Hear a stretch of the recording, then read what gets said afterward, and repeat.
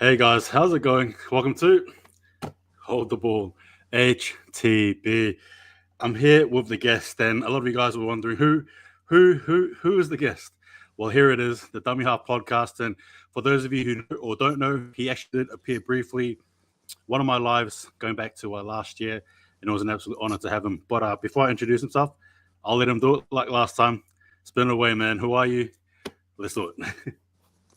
Hey guys, thanks again, bro, for having me on. I really appreciate it, and keen to talk some footy again after a really long off season. But yeah, I'm the Dummy Half podcast. Still pretty new in the podcasting game and stuff. So hoping to grow my channel, and no greater honor to start that process with yourself. So thanks for having me. Bro, that's just too much of a compliment I don't deserve. But look, guys, for those of you guys who are going to be tuning in later on, hope you all. Thanks again for tuning in. And for those of you there, please feel free to answer questions and ask questions, and all that stuff. So basically what we're going to be doing here is addressing a few questions or a few news-related topics regarding in the NRL, different teams.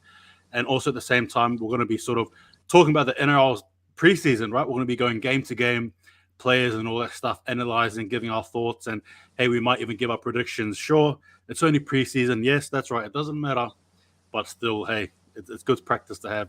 So before we sort of get into the swing of the NRL preseason, we're going to talk about the game that was here on Saturday, and I'm sure you guys know what we're talking about here, but I just want to get the Dummy Half podcast sort of thoughts on it anyway. So before we get into it, let's do it here.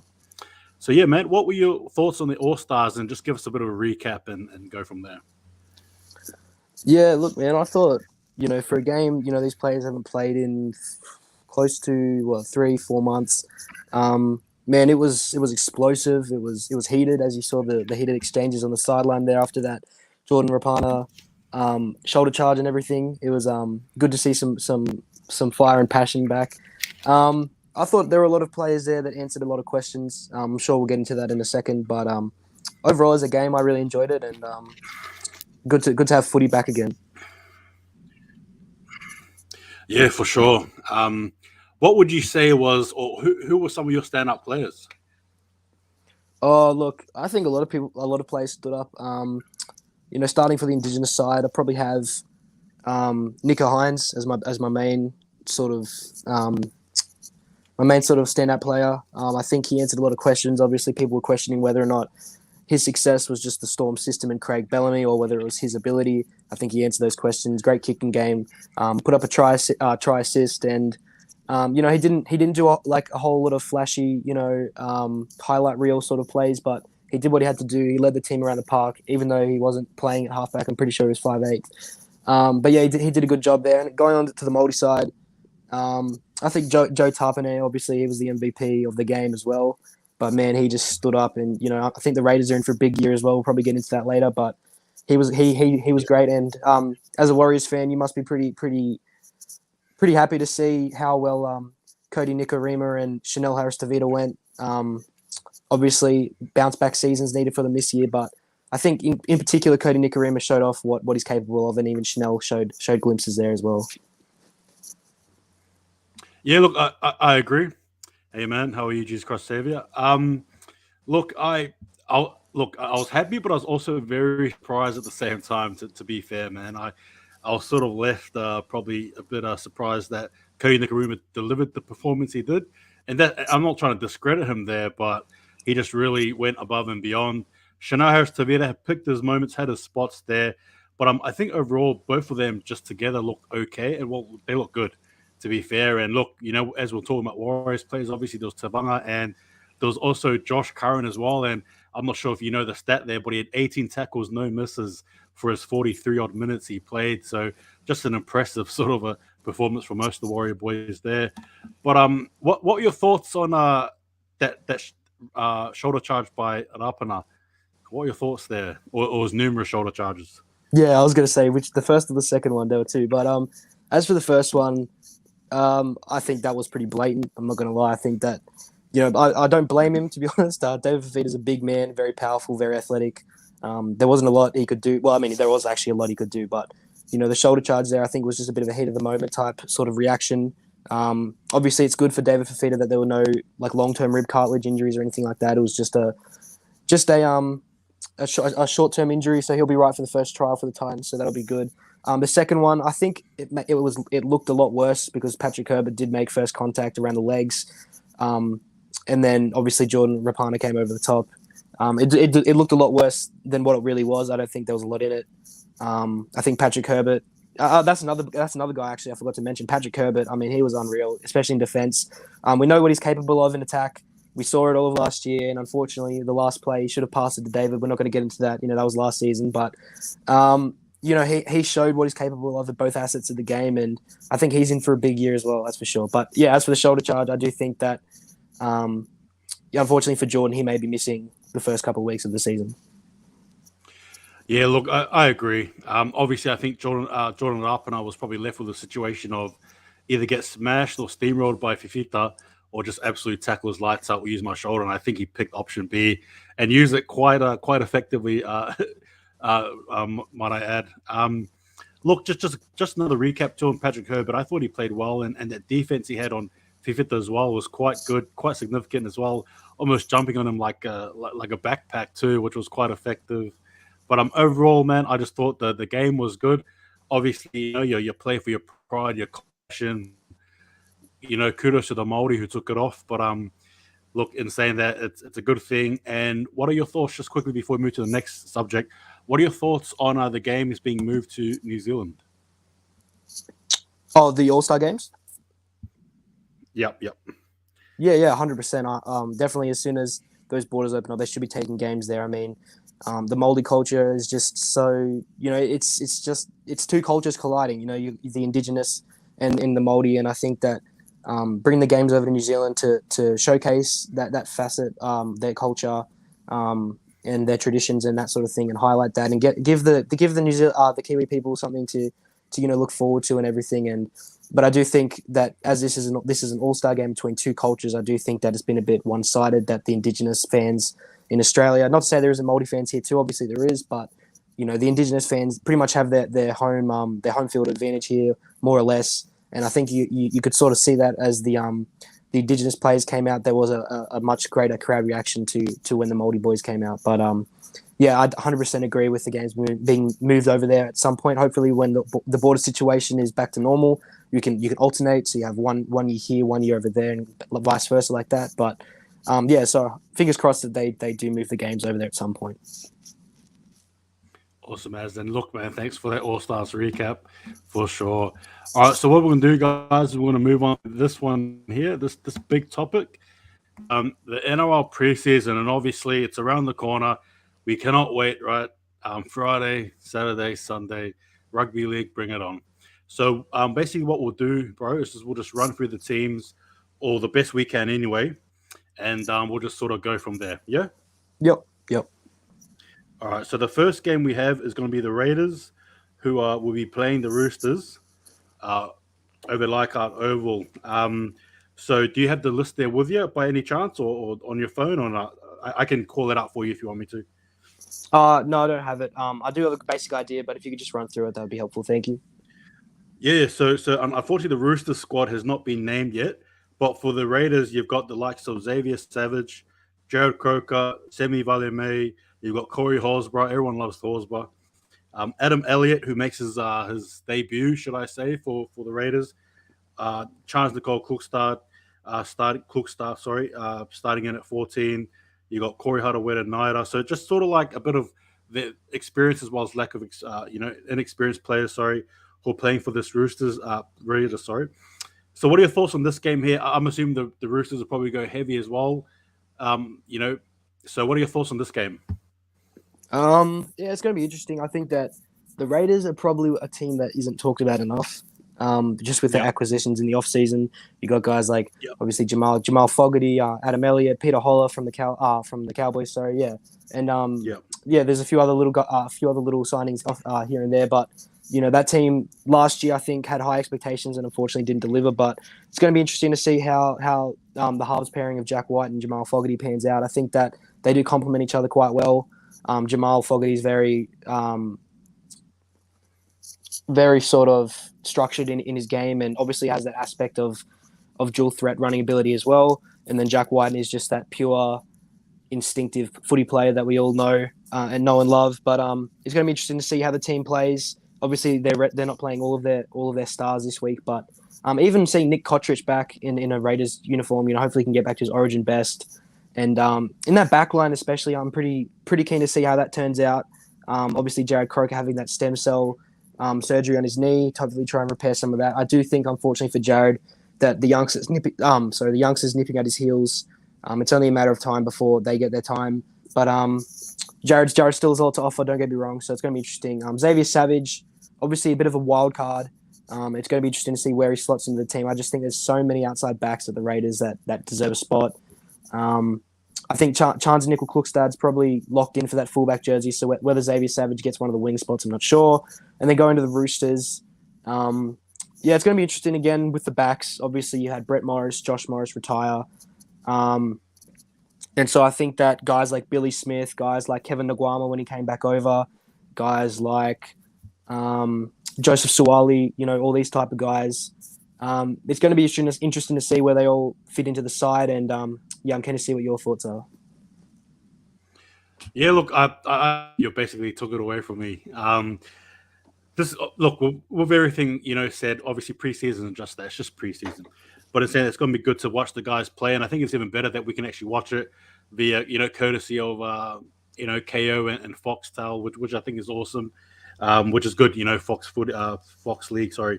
So yeah, but you touched on it, Xavier Savage as well. It's going to be interesting to see how he sort of plays and how he works with that team there.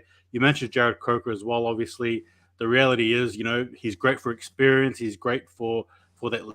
But yeah, you've got the young players there who will, I think, in my opinion, be taking that center spot from him. It's unfortunate for such a legend such as himself, but that's just the reality of footy, isn't it? Especially when you age. But I look overall, this game here should be good. I look at preseason. I don't really know who the Roosters have fielded. You probably, like I said, it's going to be sort of, tough squads and a few good players and probably inexperienced players who have yet to play.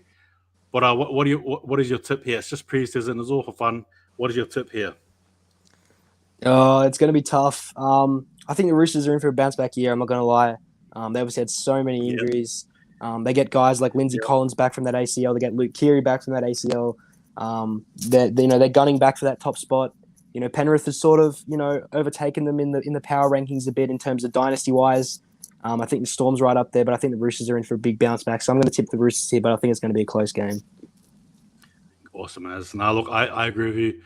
I think the Roosters should win this one here, unfortunately, and not unfortunately, but I think they'll win it quite comfortably, probably by 10, 12 points, I think anyway. All right, so we're going to shift on to game 2, and neither squad has been announced for this one here, so we're just going to be going off the back of what we assume will be happening with the players there. So we've got Tigers and Manly. I guess first what we can do, or what you can do, that is probably discuss your thoughts on Tigers and Manly heading into this year, and we'll try and combine it with the preseason for these two games, these two teams playing each other. What are your thoughts on the West Tigers first and foremost? The West Tigers are going to be an interesting one for sure. I've seen a whole lot of media and obviously interviews and stuff, and they say that the halves pairing is going to be, at least for the time being, is going to be Jackson Hastings at 5'8", along with Luke Brooks at halfback. It's going to be interesting to see whether Adam Duehi comes back and takes that 5'8" role from Jackson Hastings, whether Jackson Hastings moves into the halfback role, we're not sure. So that's going to be interesting to see. Jackson Hastings back in the NRL, great redemption story. I'm excited to see how he plays and how he goes. And then moving to another one of the big questions is the centre position. Now, they've got Tommy Talau. Tommy Talau's their main sort of strike weapon out in the centres. Yep. They've got Asu Kepaoa, who was injured last season. He had that ACL. I think he's going to be back as well. Then you've got guys like they've signed Stafford Toa from the Knights. They've signed Oliver Gildart from the Super League. Yes. So it's going to be interesting to see what the centre pairing looks like. With Oliver Gildart, it's a little bit, I'm not going to say I'm a little bit nervous, but I think that's the best term. It's just because if you look at his physique, he's not a big guy. He is 6 foot. No. He's about 80, 85, 86 kilos. And, if you're comparing that to, and I'm not saying the Super League isn't competitive, it 100% is, but if you just compare that and how physical the NRL is, guys like big centers, Patrick Herbert, Tony Staggs, I mean, I just don't see him being able to defend these guys He might be physically overpowered. That's my only concern. Obviously, he has still a speed, elusiveness, all of that, all of those abilities. But yeah, I'm just a bit worried about how he's going to hold up physically with the demands of the NRL. Yeah, no, I agree there. And you touched on the halves there. Look, I think the worst thing that could happen probably for the Tigers heading into this year, or more so for Luke Brooks, is him getting replaced by Jackson Hastings because Adam Dewey's back. You know what I mean? So if he comes back and Hastings slots the halfback and Brooks is out of the picture, I'm not sure why. Maybe due to poor form or whatever it is. It probably won't be a good look. So it's going to be interesting how they sort of manage that. One thing I'm looking forward to, though, is seeing Dane Laurie. I'm a huge Dane Laurie fan. I just love the way that he plays. He just runs, and he's just got such a very graceful element to the way he attacks the footy, I think, anyway. And you mentioned the centres there. Look, to be fair with you, I almost think Oliver Gildart is a signing that's almost guaranteed a starting spot. I mean, I know you mentioned there's other players, but I just feel like why would you sign him and not have him start? What are your thoughts on that? Yeah, he was one of their earliest signings. So along with Yeah. guys like Tyrone Peachy, these were the early signings before Isaiah Papali'i and Api Coruscant for 2023. These were their main signings. It's going to be interesting. Yeah, like you said, Oliver Gildart. Obviously, they've signed him early on, so he was one of their main targets in free agency in the off season. I just think, yeah, I'm just still like I agree with you. I do agree that he's starting caliber, that's for sure. It's just that those physical concerns I just can't overlook, just with how physical the NRL is and the big, especially the massive leap in competition that comes from the Super League to the NRL. Look, man, I agree, bro. Can you imagine someone like Matthew, Tomoko running over him? You know what I mean? Like, you just got really big, robust, strong centers. And yeah, you're right. I don't think physically he can, he's obviously of that caliber of size, but we'll just have to wait and see. Look, man, we'll turn our attention to Manly. Obviously, they've got a massive year. I don't want to even talk about what sort of year they're capable of doing or bringing that. You can even argue and say they've got a chance to win the premiership. Dare I say it? But obviously, again, preseason heading into the season. What are your thoughts on Manly? And yeah, just give me your overall thoughts about Manly heading into this year. Yeah, Manly's an interesting one as well, just because of how high their expectations were last year and how high they're going to be as well this year, especially having arguably the best player in the game, Tom Trbojevic, there at the helm. Guys like Daly Cherry Evans, Kieran Foran, these experienced veterans. I think that it's more or less premiership or bust, unfortunately, for the Seahawks. Not Seahawks, sorry, Sea Eagles. And that's going to be interesting to see how that all pans out. Sorry. It's going to be interesting as well in the outside backs. They've got guys like, Jason Saab and Ruben Garrick, who their spots are cemented, that's for sure. But the centers, look, they shipped off Moses Sully. I don't agree with that at all whatsoever. I don't know why you do that, to be honest. But they seem to believe in Brad Parker and Morgan Harper, and don't get me wrong, great players in their own right. It's just they're not anywhere near as close to the player that Moses Sully can be in his day.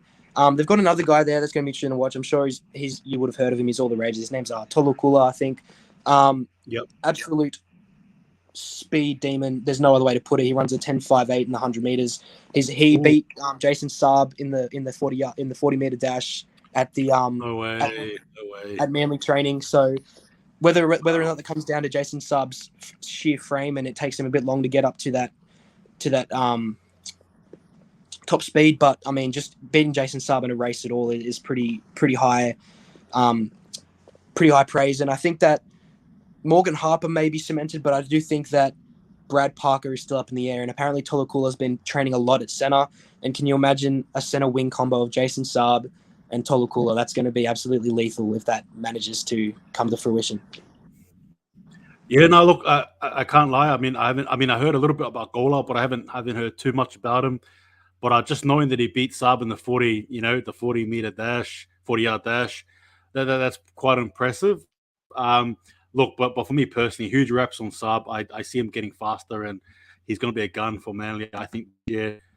Just quickly comments here. If Manly can remain injury-free, they will be a force. Yeah, I agree there, Yoza. I think similar to Roosters too, right? You've got a few teams where if they fit, will probably have every chance of winning the premiership there. Yeah, look, man, you mentioned the teams there, and I just want to go over it as well. But, the Trbojevic brothers, there's about three of them, and obviously these Tom, Jake, and the other one. Wait, what's the other? What I forgot the other brother's name. Ben. Just slips my mind. Ben. Yeah, there we go. Ben Trbojevic. I think he might be up for a big year as well. I think I see him growing in leaps and bounds. What are your thoughts on the halves pairing, especially with DCE and Fozza heading into this year? Yeah, I think that it's great veteran experience and leadership there. NRL experience is just something you can't buy, and I think you saw that in the 2020 NRL Grand Final. Obviously, the Penrith Panthers, young studs coming in, absolute force. No, I don't think that. I think they might have had James Tama. He was the only player over 30, so I think that they were in for a rude awakening when veterans like Jesse Bromwich, guys like Cameron Smith, they brought that leadership, and I think that's something you can't buy. So I think that's going to be good for them as well. I think that Josh Schuster long term is their long term 5'8", and I think that post Daly Cherry Evans era, there's a guy. Obviously, you've heard of Manasi Fainu, but they just re-signed Latu Fainu, his younger brother, on a massive deal. He's obviously going to be one of their. He's probably going to be the halfback of the future, I'd imagine. So their future looks bright. I was just wondering, what do you think their forward pack looks like next year? Obviously, this year they've got Martin Tapau and Taniela Paseka as their forwards and Lachlan Croker at hooker. But with Josh Schuster sustaining that ankle injury, I think he's going to be out for 6 to 8 weeks. Who do you think replaces that back row position alongside Haumole Olakau'atu? Look, man, there's probably one sort of player we haven't even spoke about. How dare we? I think Ethan Bullimore, man. I think he's the one that'll replace him. He's second row as well. During that period of Schuster being out, look, you've got Bullimore, or you can even look at somebody like who'd have you? Maybe even Josh Alioye, for example, or maybe even Haumole Olakau'atu.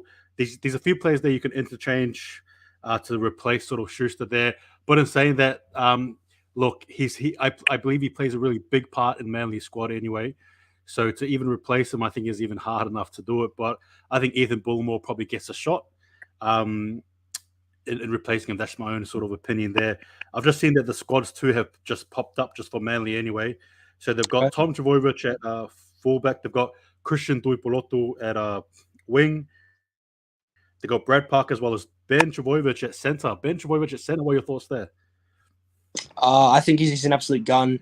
If you've seen him in the lower grades, he moves like Tom. He's probably a bit bigger than Tom, probably closer to James. There's a bit of a love child between the two. He's he is. He is. Yeah. The best traits of both. I think I don't think he'll be quite as good as Tom, but I think that he can reach similar heights just because of his athleticism. And I'm keen to see how he goes at centre. He played a bit of back row last year when he came on, but it's going to be interesting to see how that all pans out. That's for sure. No, look, I agree with you. And look, just final words from me personally on Manly. Just watch out for Ethan Bullimore. I think he's going to have a big year for him. All right, man. So what are you? Obviously, it's preseason. It's all for fun. What are your tips for this game here? West Tigers or Manly? Look, I think it's pretty much writing on the wall. I think it's going to be the Manly Sea Eagles. Unless there's been a drastic improvement in the Tigers or a drastic, downfall for the Sea Eagles, I just don't see the Tigers coming back. That being said, I do see the Tigers improving in the regular season. I think they might finish around, the 10th, 9th, even maybe sneak into the 8. I don't quite see it happening, but I do think they're going to improve a lot. I think the guys like you mentioned, the aforementioned Dane Laurie, guys like Stefano Toakamanu, guys like Kelma Tuolangi, like these guys, they're all young guys that have limitless potential. I just hope that unfortunately the Tigers lost Kelma Tuolangi to the Sea Eagles. Hopefully they managed to keep hold on to guys like Stefano. I think he just re-signed. But I think that the Tigers actually have a great nursery there in Western Sydney, talent-wise, and I think that they just need to continue harnessing that. But I think they're in for a big year, but I do see the Sea Eagles winning this game. Yeah, look, I have to agree with you there. And just a little bit of trivia for you guys, in case you guys have forgotten. This will be the first time that Jackson Hastings laces up the boots in a while. And ironically, it's against his old club Manly. So if he does play, that's what's going to be happening there. So I just thought I'll let you guys know there. And yeah, Manly to win that game. All right, man, we go into the next game here. And the team I'm going to speak about is probably the most popular team in the NRL, bar none. And it's not the Melbourne Storm, we're talking about the New Zealand Warriors here. So, look, so yeah, this game here sees the Storm take on the Warriors. And for those of you who don't know, I'm going to be joining Ruin Hammer. We're going to be doing a watch party. I feel privileged to have been invited to actually join them. So tune in with us as we watch that game. It's going to be an awesome game there. So I'm looking forward to it. But yes, the Storm versus the Warriors. And I believe the Storm had a few of their big guns, such as Brandon Smith, Cameron Munster, Harry Grant. Xavier Coates gets to have his test debut. But the Warriors have the likes of Reece Walsh, Dylan Watson at Selesniak. You've got Ash Taylor there, halfback. You've got Adam Fonua-Blake, Daniela Otukolo, Bunty R4 playing at lock, which is interesting. But yeah, man, just give me your thoughts on, and again, just give me your honest thoughts about the Storm and the Warriors heading into the season, man. Let's go for it. I think the Storm are in a similar situation to the Sea Eagles in the fact that they've got so many 2023 players that are off contract and that are going to other clubs. In particular, Kenny Bromwich, Jesse Bromwich, both going. Felice Kafusi as well. They're all going to the Dolphins. And you got guys like Brandon Smith, obviously signed with the Roosters. So I think this is the first time that they've sort of been challenged in the recruiting aspect of the game. Obviously, these veterans that they're offloading to the Dolphins. Obviously, big losses in experience, but I think they can replace that. What they can't replace, in my opinion, or at least what they will try to replace, is Brandon Smith. I just don't see Harry Grant having that same impact. Don't get me wrong; he is a great player in his own right. They're just so different. But yeah, I am keen to see how the Storm go. There's a guy, he was named in the squad. His name's Sua Fa'alogo. He's a fullback. He came up through that NRL Victoria system, playing for the Thunderbolts and all their junior rep sides. Yeah. He's a full. He's an absolute stud. I don't know if many people know about him, but I don't think it'll be long before they do. Whether or not he gets many chances this week, that's yet to be seen. But he's a player I'm definitely excited about. That's for sure. Okay, no, that's good, and it's going to be good to see how he plays.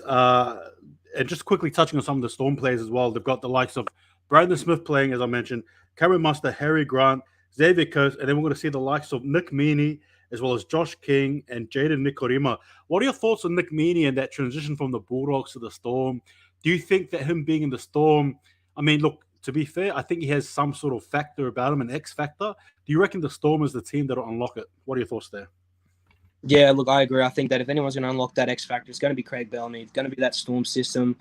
There's no greater place in Australia to succeed rugby league-wise than the Melbourne Storm. I don't think there's any other situation you could go to that would possibly benefit from any more. So that's going to be interesting to see. I don't know where he gets a look. That's the only problem. I think that fullback is obviously going to be Pappenhausen. The wingers is going to be interesting. I think Xavier Coates is more or less guaranteed for one of those spots. And I think that the other one, whether that be George Jennings, whether they move Remus Smith out there, whether they put Nick Meaney out there, whether they move, other guys out there, that's yet to be seen. Even Marion Seve can play on the wing. They've got a few other guys there, obviously, so that's going to be interesting. And it's similar for a guy like Jaden Nikorima. He played in the All-Star game, didn't see a lot of him, but we know how good he can be, how good he was. Before obviously taking a break. I think that it's going to be interesting to see where all these guys end up fitting in the squad in round one. Sorry, I forgot what I was going to say. Yeah, but Nick Meaney definitely has a chance to lock down that 14 role. Even a few years ago, when Brian Pappenhausen burst onto the scene, you remember Jerome Hughes was still playing fullback. They used to use Pappenhausen off the bench at 17 as that X factor, that wild card, while still carrying Harry Grant at 14. So they have no problem going with a small ball approach in terms of their bench. Obviously, with Tui Kamikamica being stood down at the moment, that raises a few holes. But Nelson Arthur-Solomon is back on board. That's going to be fantastic for them. They need that size, that impact, that nastiness off the bench. And I think a guy like Jack Howarth, obviously rugby union prodigy. Not many. I think people probably going to learn more about him as the season goes on. But I think he's in line for a big year, and especially next year after Felice Kaufusi and Kenny Bromwich leave, I think he's going to slot in right there at back row for the Storm. Awesome work. Yeah, I like what you said, bro. You better show that same passion when you talk about the Warriors. All right, bro. So here we go. What are your thoughts on the Warriors? Yeah, I'm honestly stoked to see the Warriors play. I've got a soft spot for them. It's going to be interesting to see how they play. I think they need to keep Reece Walsh. I think he's like a generational talent, to be honest. And I think that if he moves back to Queensland, that's just the Warriors are going to be right back at step one. Unfortunately, they've lost Roger Tuivasa-Sheck. They bring back Sean Johnson, which is going to be great. I can't wait to see him in a Warriors jersey again. You know, he looks right at home there. He is at home with the Warriors. That's going to be interesting. It's going to be interesting to see, well, who partners him at 5'8". You got Ash Taylor there. You got Chanel Harris-Tafita there. You got Cody Nikorima there. So that's going to be interesting to see how that turns out. And then Bunty Afoa at lock. You touched on. I like it, to be honest. But just with the way the game's going, you see guys like Cameron Murray and Victor Radley, these faster ball-playing locks. I think that Bunty Afoa is a bit of an experiment there. He's a bit like an Alex Twal at the Tigers. You know, just tough defense, good running. Gets on the front foot, quick play of the ball. You know, still a great choice at lock. Don't get me wrong, but I just think that long term is still going to be Jazz Tavanga, I think, for the Warriors there. Yeah, like I said, halves are going to be interesting. Centers are going to be interesting as well. The back line, whether or not they finally stick with Viliami Vailea, that's going to be interesting. I think he's an absolute gun. He's their long term center there for sure. And I think Rocco Berry will probably be there as well, round one. But exciting times for the Warriors. I think that it can only go up from here, and you must be pretty excited for the upcoming season. Man, I'm pretty excited. As we all know, what's the slogan? This is our year, bro. So you know how I'm feeling. Look, for this team here, as I mentioned before, so I'm just looking at my phone because I'm just talking about the teams here. You've got Rocco Berry and Dylan Watson and Selesnik, who actually are centers as well, which is interesting. It's going to be good to see. I can't wait to see Rocco Berry play. Then in the halves, you've got Cody Nikorima as well as Ashley Taylor. And to be fair with you, I think this is probably Ashley Taylor's big chance to solidify his spot in the team next to Sean Johnson, because that's the reality. Nobody's going to be playing to partner up with CHT or Cody Nikorima or whatever. Everyone's going to be playing to partner with Sean Johnson. Just what are your thoughts on Ash Taylor coming into the Warriors? Granted, at first as a training trial, then he worked his butt off. Now he's been given a 2022 contract for this year. What are your thoughts on Ash Taylor overall coming into the Warriors? Are you a fan of him? Are you not a fan? What's your idea there? What are your thoughts on him? Yeah, so with Ash Taylor, I just think that he has tremendous talent. He has absolutely, all the talent in the world. I think even early on, which is ridiculous, I know now that you say it, but I think he was being compared to guys like Andrew Johns, just these sky high comparisons. And for a young kid like Ash Taylor back in 2017, 2018, they're unachievable almost, to think that people are comparing you to the greatest halfback of all time, arguably, and you're just a young kid, not even 20 years old yet, and then all of a sudden the Titans lay you a $1 million a year contract. You're obviously going to take it, do what's best for you and your family. But unfortunately, he's just been a bit of a scapegoat for the Titans' downfall, and that blame can maybe partially be put on him, but I don't think it's all his fault at all. It's the front office. It's the rest of the team. Everyone plays a part. It's the coach. It's all these other factors. And Ash is still a young guy himself. And the Warriors threw him a lifeline because obviously that talent's still there. And if they've granted him if they've upgraded him to a full-time contract, they obviously believe in him. So I think it's only a matter of time before we see him somewhere in the squad. And who knows if he does succeed, you might even see him alongside Sean Johnson. I just think that they're both a little bit too similar to each other to be the long-term half pairing there. But I do think that Ash Taylor will make his way into the side at some point.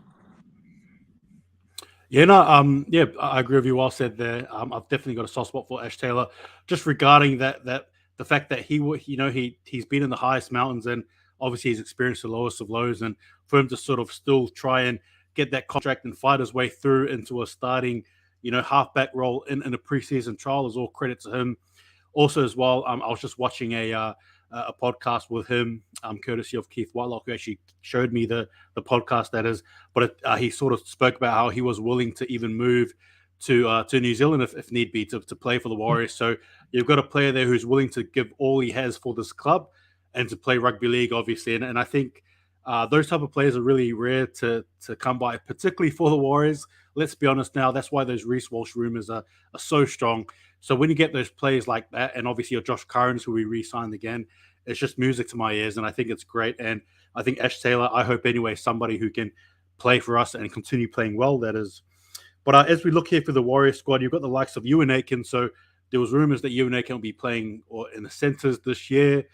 With him playing the second rows, I assume he's probably going to be there for the season. What are your thoughts on Ewan Aitken as a second rower and compare him to centre? Yeah, Ewan Aitken, he's a great ball runner. He's a great ball runner, very strong, very hard to bring down, very elusive at times as well. Unfortunately for Ewan, can be a bit of a ball hog. I'm not going to lie. I'm not going to sugarcoat it.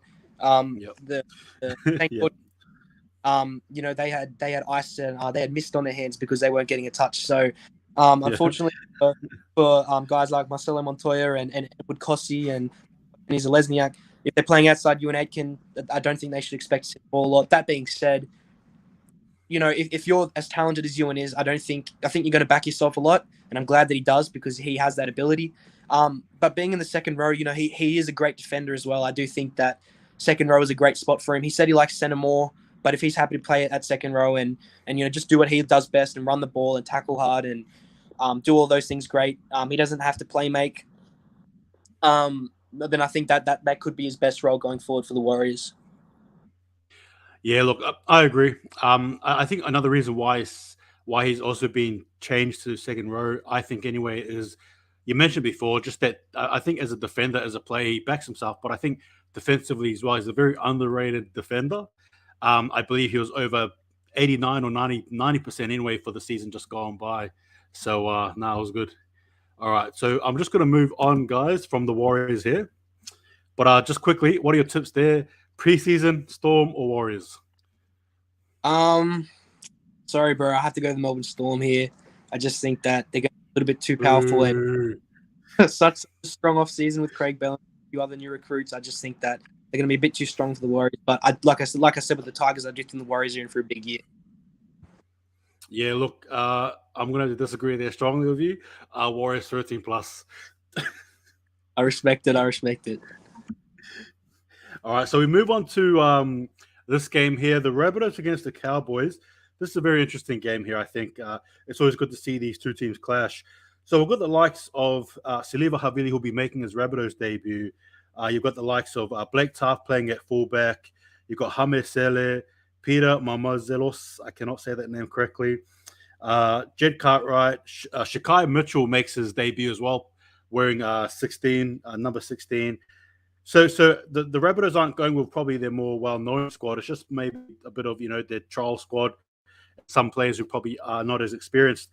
What are your thoughts, first and foremost, on the Rabbitohs, heading into the season? Yeah, I think the Rabbitohs obviously trying to bounce back from the devastating losses in the grand final. I do think that, guys like Adam Reynolds leaving, that's going to be a huge factor. Guys like even Wayne Bennett, arguably one of the greatest coaches in NRL history leaving. I think it's going to take a toll on them. I don't think they're going to be the same size straight away. There's a lot of holes, obviously, with Dane Gagai leaving as well. That leaves that left centre spot open. I do think that they will move Campbell Graham there, as he seems to be their strike weapon out in the centres. And a guy like Tane Milne could take that other centre spot.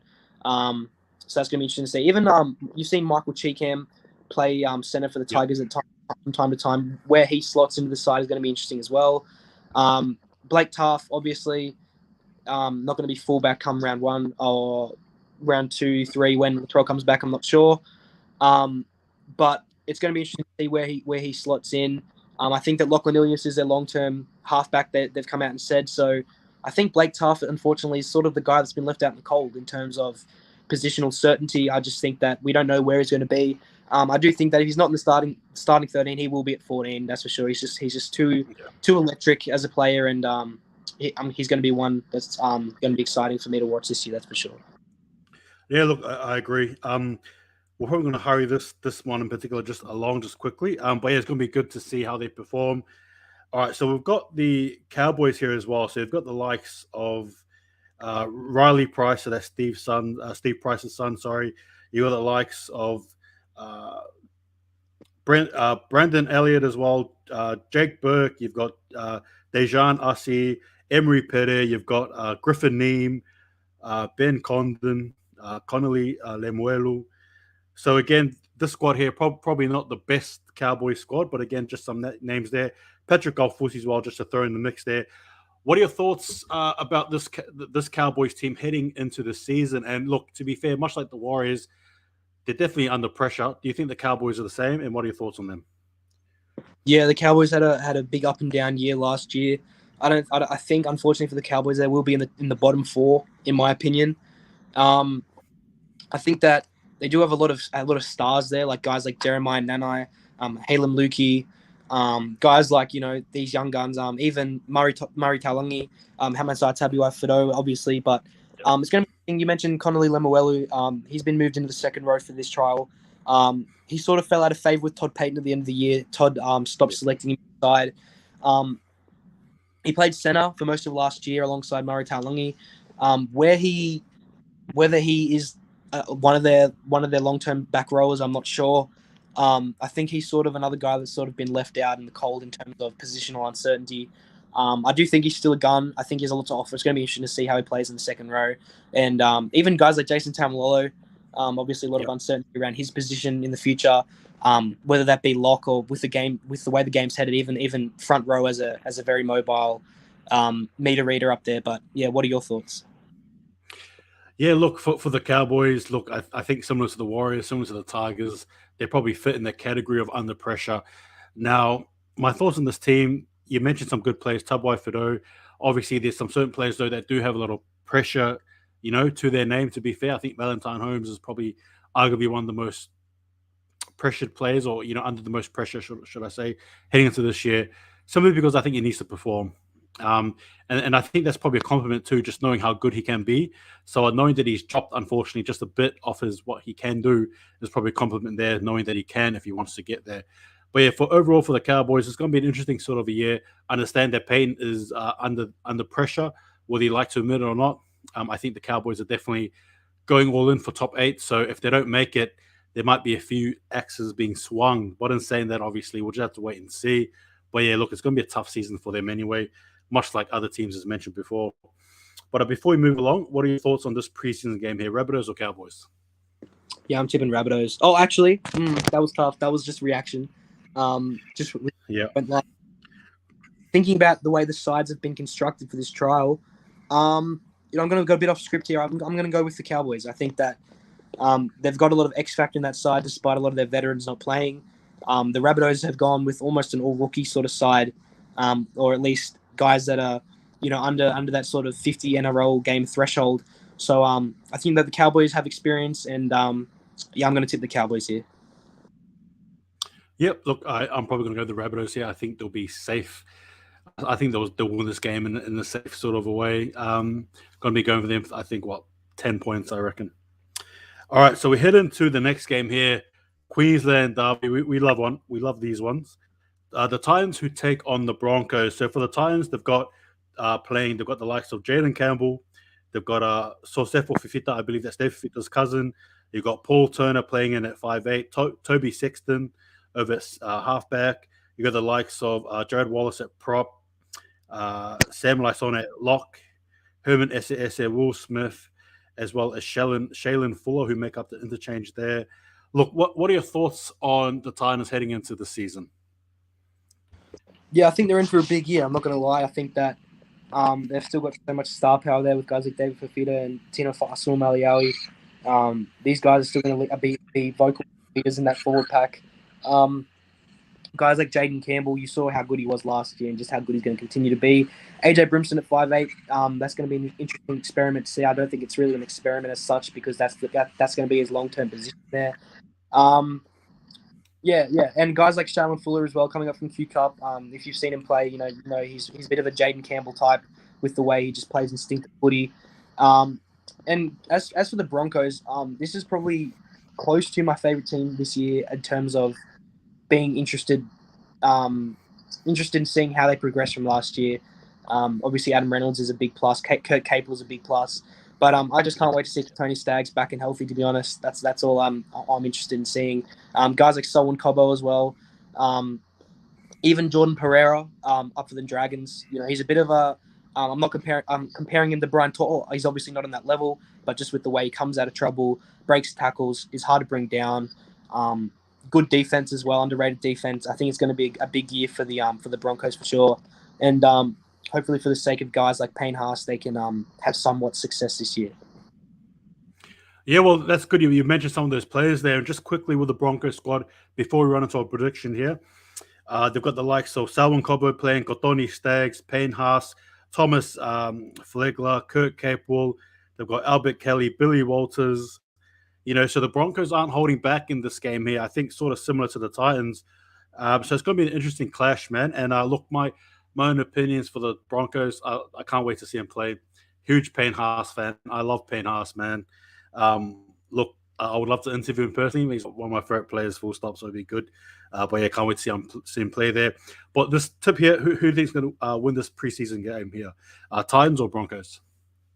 Yeah, this is probably the toughest prediction yet, in my opinion. I think it's very as both teams have gone with a bit of a not quite an all-out approach, but close to it.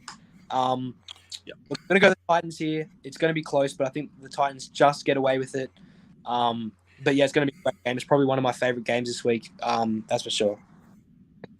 Yeah, look, I'm going to disagree there. I'm going to go with the Broncos here. Look, obviously, I mentioned those names there, but I bet you they're probably going to play longer than 10 minutes, probably, some of those names I mentioned. So probably going to be the case there, but I'm going to go with the Broncos anyway to play to win that game, close game. All right, so the next game sees the Sharks against the Panthers.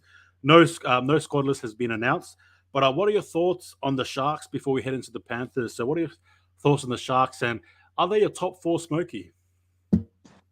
Yeah, I don't see it, unfortunately, for the Sharks. I don't see them making that top 4 jump. I do see them being in the top 8, though. I do see them being in the top 8. And I think that in terms of recruitment, they're probably up there with the best. Guys like Nico Hines, Dale Finucane, Cam McInnes, bringing in these guys with experience, and they have that X factor as well about them. I think that a guy like Dale Finucane is going to lead that team forward, and they've got a lot of other guys that they've signed, guys like Matty Kavalu as well from the Roosters. He's going to bring that professionalism as well, and even a bit of an interesting pickup, I'm going to say, is Lockie Miller from Australian Sevens. It's going to be interesting at all. I'm not sure if he has a spot there, but I think that left center position, whether they want to stick with Connor Tracy there or not. Obviously, Jesse Ramey is going to be that right center, but that left center is up for grabs in my opinion. So it's going to be interesting to see who has that jersey in round 1. Awesome, as I agree there. And look, I personally think the Sharks are smoky to make the 4.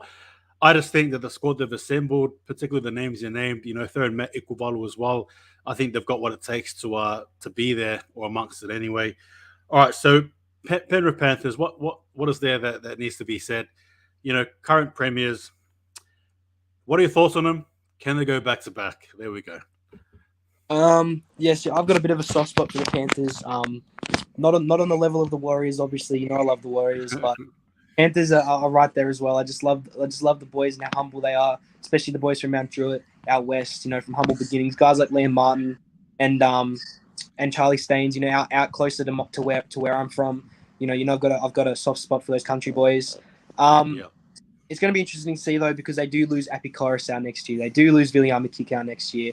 And guys like Stephen Crichton, guys like Brian To'o, guys like Jerome Lua, guys like Moses Leota, these guys are all emerging players that are going to require big contracts coming up. So I think that this is kind of a make-or-break year as well.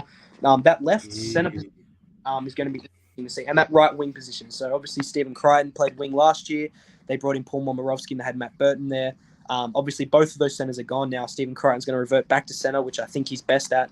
As for that left center, I think Isaac Tago is more or less the heir to the throne. If you saw him play last year, he's just electric, tackle breaking machine. He's got pace. He's got footwork. He's got strength. He can play anywhere. And as for that right wing spot, it's probably the most up in the air. I think I can speak for myself and maybe even you here by saying we're not the biggest fans of Charlie Staines.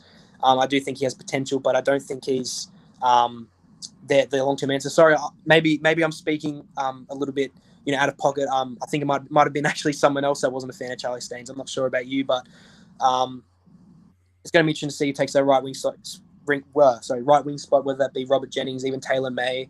I'm not sure yet. Yeah, look. I'm not his biggest fan. I could probably comfortably say I'll pick either Taylor May or even Christian Crichton before I pick Charlie Staines. Maybe I might be pushing it with the Christian Crichton thing, but I guess I'll just show you just where I'm at there. But yeah, no, that's cool. And who your tips are? Hey Sam, how are you, man? Who are your tips to win this game? Sharks or Panthers? This preseason game? Yeah, I'm gonna tip Panthers here. I do think that once the Sharks start, working their way in with that full squad, I do think that it's going to be interesting to see how high they can ascend, and if they catch fire, just how high they can go. So that's going to be cool. That's going to be good to watch. Awesome, as and look, for me, I think I'm going to be going. Yeah, I want to be tipping the Panthers here. I think it'll be a tight game, but Panthers for me. So we've got the Eels and Dragons, man. Just give me give me your thoughts on the Eels. What can they sort of achieve this year? Yeah, look, the Eels, unfortunately, have sort of been the pinnacle of almost, but not quite, over the last couple of years. Obviously coming close. They've made finals a lot. But unfortunately, I just think that they're at the stage where they have to make it to the next level. They've been in that top 8, even like the top 6 for like the past, 3-4 years, I think. So I think that it's kind of make or break now. Guys like, Will Penasini, guys like Hayes Perham, obviously Isaiah Papali'i, guys like Oregon Kaufusi, all these young guns coming up. They've got probably one of the more intriguing sides to watch this year, in my opinion. They've obviously signed Bailey Simonson from the Raiders as well. Obviously, Josh Hodgson arrives next year with Reid Marnie departing to the Bulldogs. So it's going to be sort of elite hooker replaced by elite hooker. So I don't think they're going to struggle a lot there. But the Eels are going to be an interesting one to watch. I don't see them improving. I see them improving a little bit, but I don't think they're going to make that next leap to where the Sea Eagles, the Panthers, the Storm, the Roosters are just yet. Yeah, no, I think that's actually well summarized. Actually, yeah, I agree. Particularly the Eels, I think they're sort of like that good but not good enough team. Obviously, always hanging around there, but just not really do much. It's going to be interesting to see how they play, especially Mitchell Moses. How is he going to sort of rebound? How is he going to sort of grow? But yeah, for me, it's going to be good to watch them. But just quickly for their team here, they've got the likes of Hayes Perham playing, Hayes Dunster, Will Penasini, Oregon Kaufusi, Reid Marnie, Makatoa, New Kore. They've got Lane, Roy Stone, interchange. You've got Cartwright, Sean Russell, Luke Moretti, things like that, Ofaiki, Ogden as well. But yeah, look, it'll be interesting. So what are your thoughts on the Dragons, man, heading into this year? And what are your thoughts on the fact that I'll probably say they've got probably got more veterans than they do young players, I think, anyway. What are your thoughts there? Yeah, the Dragons are probably right up there with the Broncos for me, just to see how they go. I think they've got probably one of the best young trios in the NRL in Tyrell Sloan, Jaden Sullivan, Junior Monet, obviously, Talatau Monet. But yeah, that's going to be interesting to see how those three go. I think both Tyrell and Talatau are both penciled in. Where Jaden Sullivan fits in with Ben Hunt at halfback, I'm not sure. I think he needs to be in the side somewhere, though. They've signed Moses Sully. They've signed guys like Jack Gajewski from the Sea Eagles. They've signed, I think, Tautau Moga from the Rabbitohs, Aaron Woods, George Burgess. Yeah, like you said, just this weird Moneyball veteran approach. Yeah.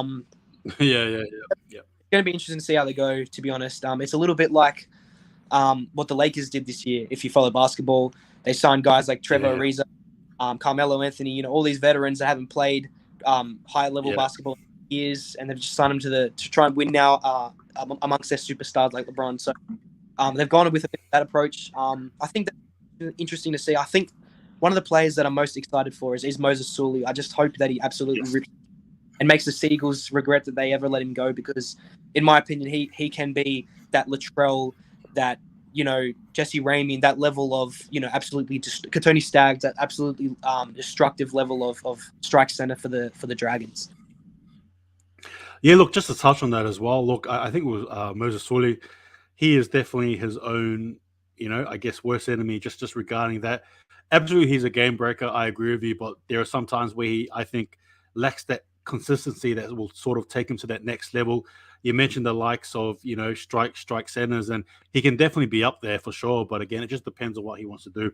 Interesting enough, though, with the Dragons team, you mentioned the Lakers there, and I just think for myself personally, with the likes of Aaron Woods, Moses Marbid, and you throw in George Burgess as well, right? You got Andrew McCullough, you got Ben Hunt. So again, there's a lot of veterans there. I think who else is that? Daniel Alvaro as well. So again, there's a few players who are probably heading into the older end of the scale there, which will be interesting to watch, sort of like mixing up that veteran versus youth. And you mentioned the players like Sloan, Lomax, Talatau, Amone, and then you got Moses Sully and Jaden Sutter as well, which we forget as well. He's going to be part of that team too.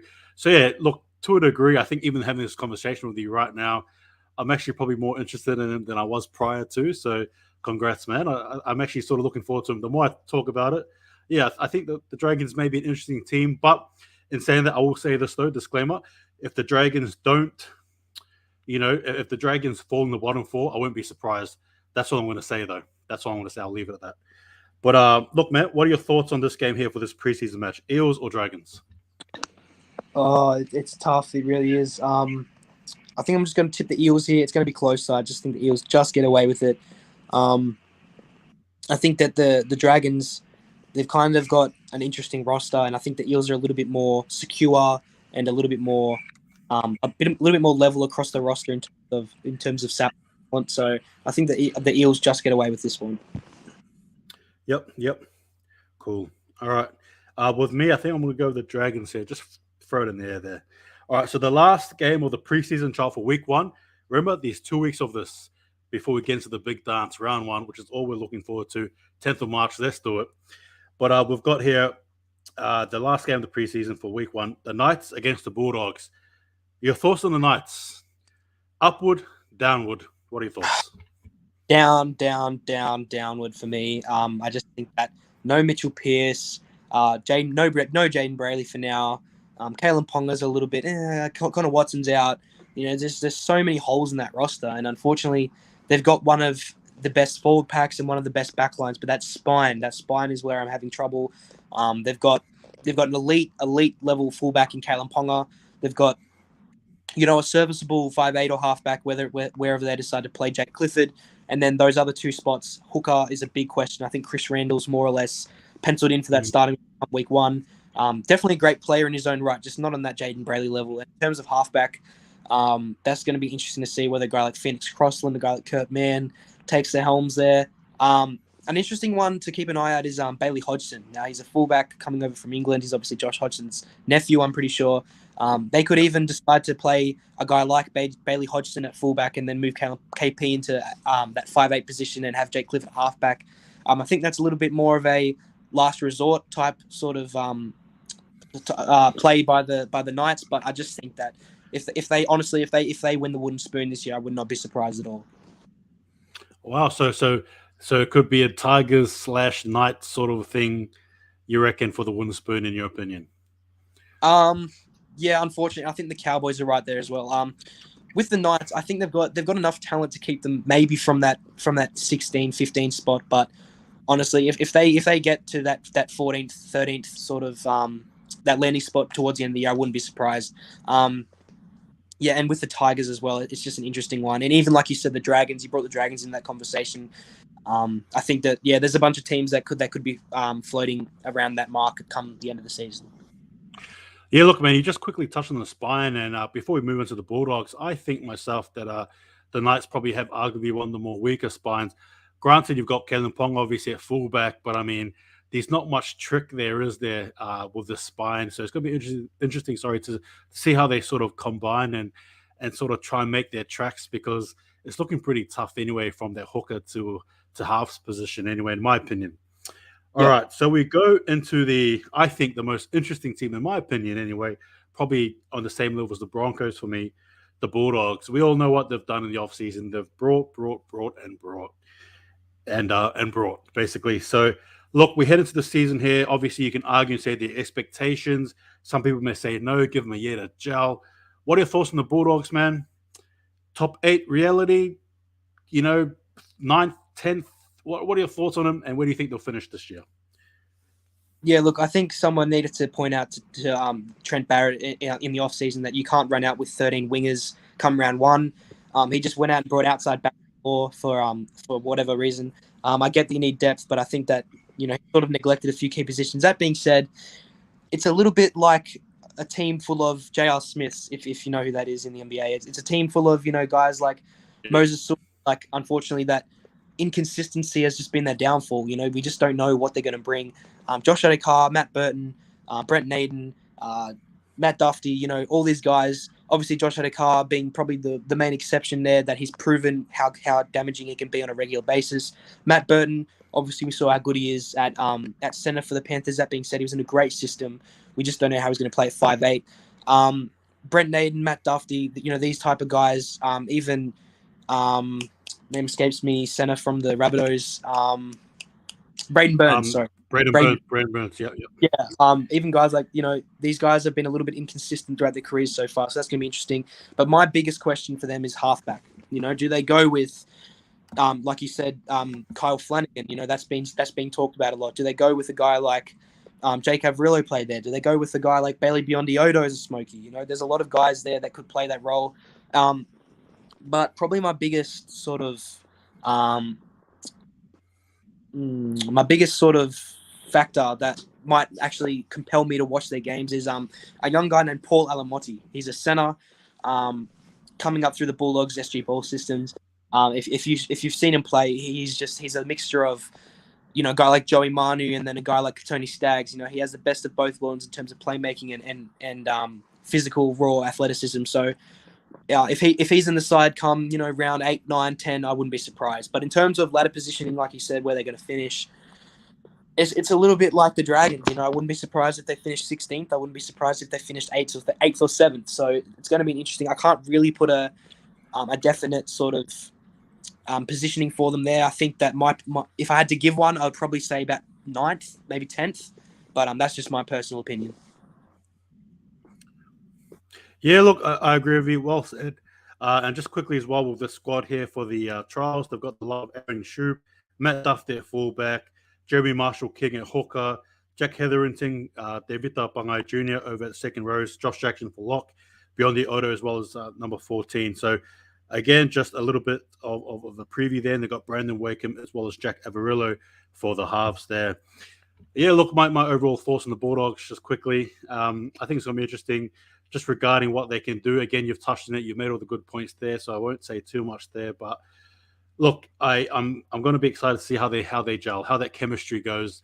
Obviously, it's all good and well to buy your good players, but how they're going to sort of play on the field, and much similar to the Lakers, as you mentioned before, you know, you can borrow the big names there, but it's what they do on the court or on the field that counts. So interesting. Thoughts there? Who's going to win this one here? Preseason game. Nice. Oh, it's going to be tough. I'm going to give this one to the Bulldogs, though. I just think that they've got a lot of young talent there. Whether or not that veteran leadership is what they need to succeed is yet to see. We don't know yet. But I just think that the Knights have such question marks at key positions coming into 2022.